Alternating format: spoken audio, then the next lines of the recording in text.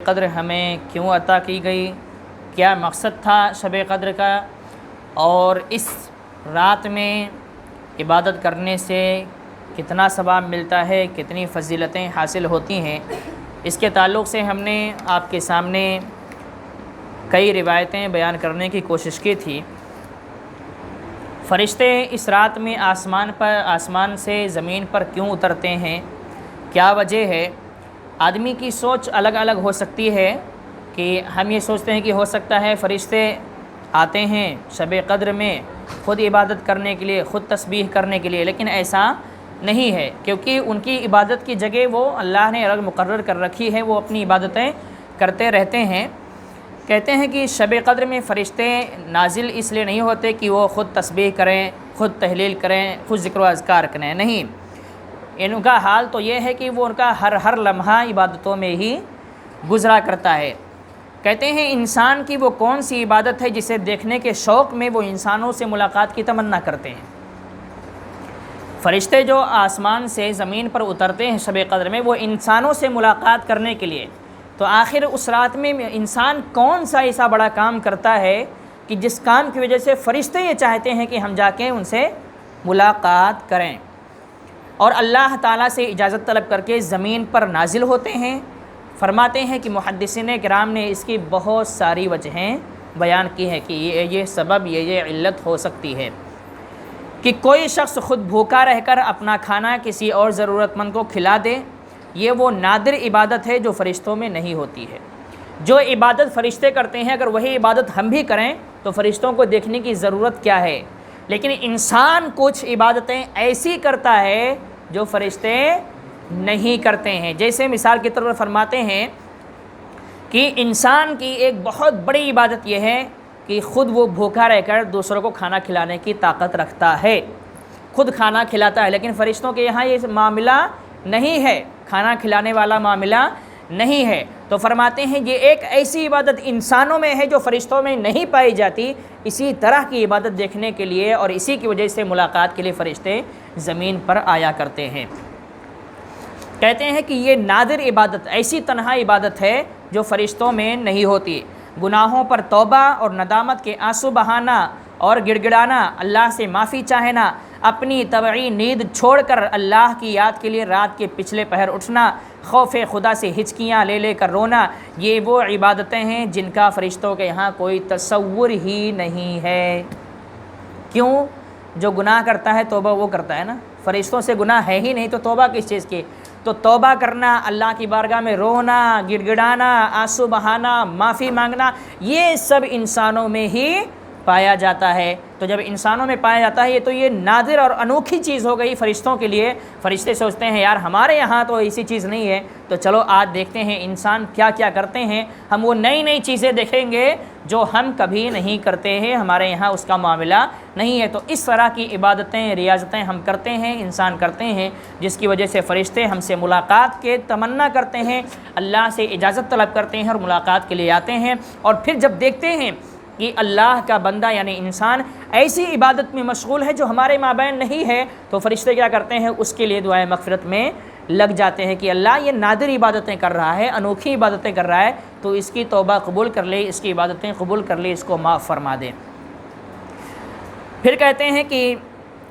حدیث قدسی ہے۔ حدیث قدسی کا مطلب یہ ہوتا ہے کہ فرمان خدا کا ہوتا ہے، زبان مصطفیٰ کی ہوتی ہے۔ حدیث دو طرح کے ہوتے ہیں، ایک حدیث جو ہم کہتے ہیں وہ یہ کہ حضور صلی اللہ علیہ وسلم نے فرمایا، زبان بھی حضور کی اور فرمان بھی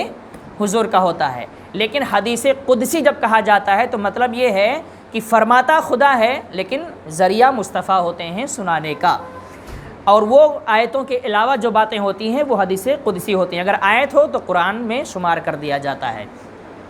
فرماتے ہیں اللہ تعالیٰ ارشاد فرماتا ہے، گنہگاروں کی سسکیوں اور ہچکیوں کی آواز مجھے تسبیح و تحلیل کی آوازوں سے زیادہ پسند ہے۔ ایک گنہگار جب اللہ کی راہ میں توبہ کے لیے بیٹھتا ہے، روتا ہے، گڑ گڑاتا ہے، ہچکیاں لیتا ہے، سسکیاں لیتا ہے، تو اللہ خود فرماتا ہے مجھے اس کا یہ رونا، ہچکیاں لینا، سسکیاں لینا تسبیح بھاجنے والے سے زیادہ پسند ہے۔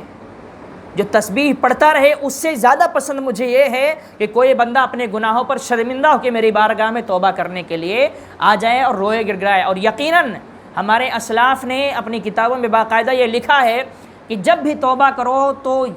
رونا اس میں اپنی کیفیت بنا لو،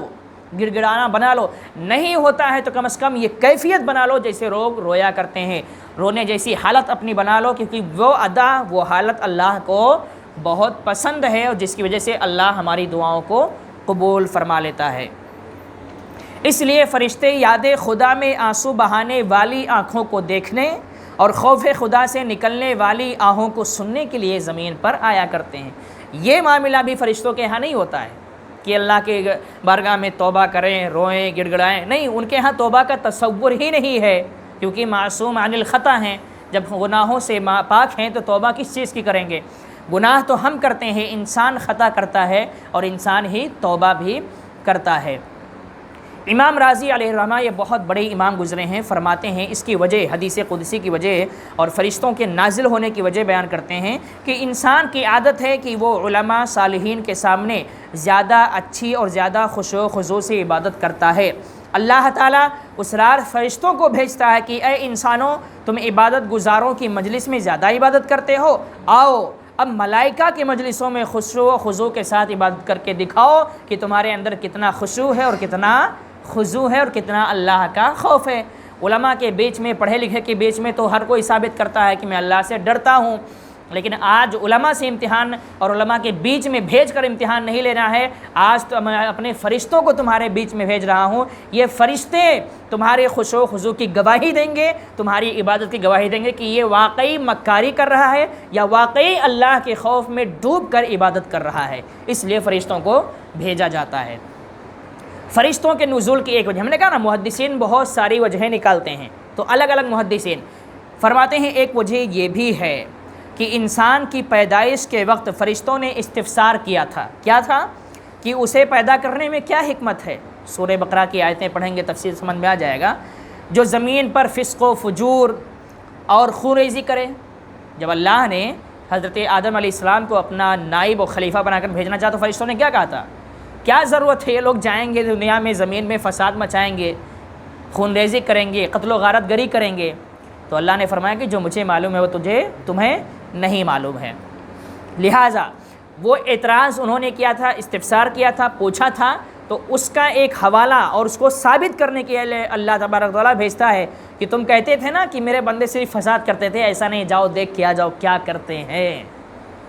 کیا کرتے ہیں۔ لہٰذا اس رات اللہ تعالیٰ نے اپنے بندوں سے ان کی امیدوں سے بڑھ کر اجر و ثواب کا وعدہ کیا۔ اس رات کے عبادت گزاروں کو زبان رسالت سے مغفرت کی نوید سنائی، خوشخبری سنائی، فرشتوں کی آمد اور ان کی زیارت اور سلام کرنے کی بشارت دی تاکہ اس کے لیے یہ رات جاگ کر گزاریں، تھکاوٹ اور نیند کے باوجود اپنے آپ کو بستروں آرام سے دور رکھیں، تاکہ جب فرشتے آسمان سے اتریں تو ان سے کہا جا سکے یہ وہی ابن آدم ہیں جن کی خون ریزیوں کی تم نے خبر دی تھی، یہ وہ شرخا کی ہیں جس کے فسق و فجور کا تم نے ذکر کیا تھا، اس کی طبیعت اور خلقت میں ہم نے رات کی نیند رکھی ہے، لیکن یہ اپنی نیند حرام کر کے میری بارگاہ میں آج حاضر ہے۔ فرشتوں سے یہ وعدہ یعنی یہ ثبوت پیش کیا جا سکے۔ اللہ رب العزت اور ہمارے محدثین نے اس حدیث کی تشریح فرمایا کہ اس کی ایک وجہ یہ ہے جو فرشتوں کو بھیجا جاتا ہے تاکہ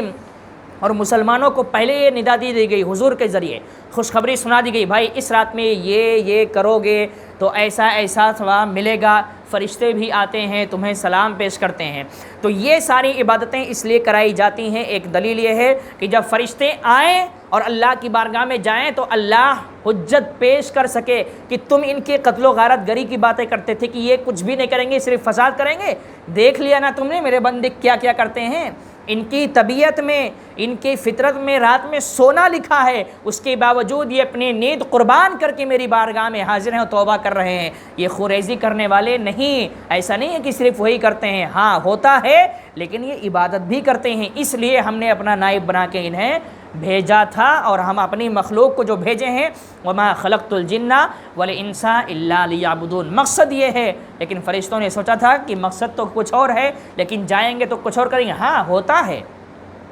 لڑائی جھگڑے فتنے فساد ہوتے ہیں، لیکن کیا ہم اسی لیے پیدا کیے گئے کہ لڑائی جھگڑے کریں؟ نہیں، ہمارا مقصد تو کچھ اور ہے۔ آدمی گمراہ ہو جائے، بھٹک جائے تو یہ اپنی ذمہ داری ہے، اپنی کمی ہے، اپنی کوتاہی ہے، لیکن اللہ کی طرف سے تو ہمارا مقصد ظاہر کر دیا گیا نا کہ ہم نے تم کو پیدا کیا ہے صرف اور صرف اپنی عبادت کے لیے۔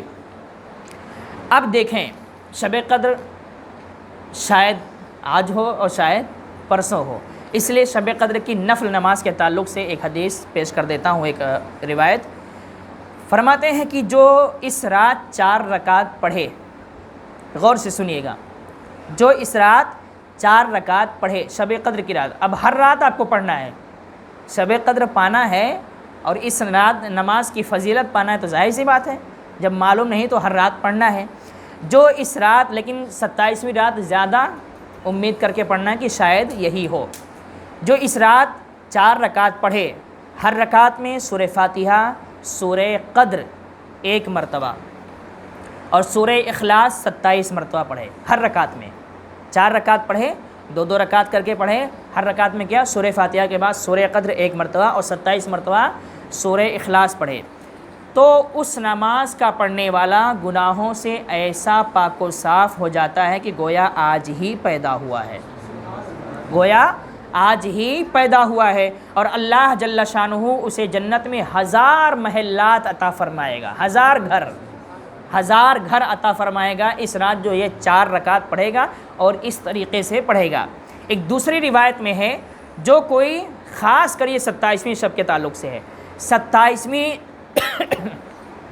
27ویں رمضان کو 4 رکعت پڑھے اور ہر رکعت میں سورہ فاتحہ کے بعد سورہ قدر 3 مرتبہ،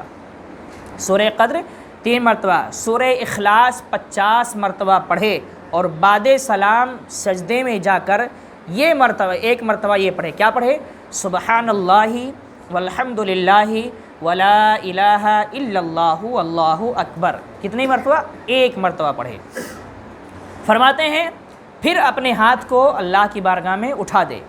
جو دعا مانگے گا وہ دعا قبول کر لی جائے گی،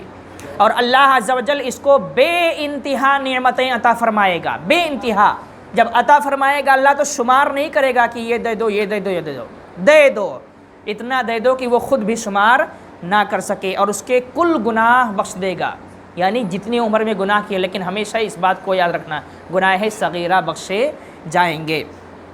تو امید ہے اور آپ کوشش کریں کہ جو 2 طریقے ہم نے بتائے، یہ تو خاص 27ویں رات کے تعلق سے ہے ہی ہے تو اسی میں پڑھنا ہے، لیکن پہلے جو ہم نے بیان کیا 1 مرتبہ سورہ قدر، 27 مرتبہ سورہ اخلاص، یہ شب قدر میں پڑھنا ہے، شب قدر جو سمجھیں وہ اس میں پڑھنا ہے۔ بہرحال یہ ہمیں اور آپ کو بہت اہم ہے کہ دوسری روایت جو ہے وہ یہ کہ 27ویں رمضان میں 27ویں رمضان کو 4 رکعت پڑھے، 27ویں رمضان کو 4 رکعت پڑھے، ہر رکعت میں سورہ فاتحہ کے بعد سورہ قدر 3 مرتبہ اور سورہ اخلاص 50 مرتبہ، ہر رکعت میں سورہ فاتحہ کے بعد سورہ قدر 3 مرتبہ، سورہ اخلاص 50 مرتبہ پڑھنے کے بعد اخیر میں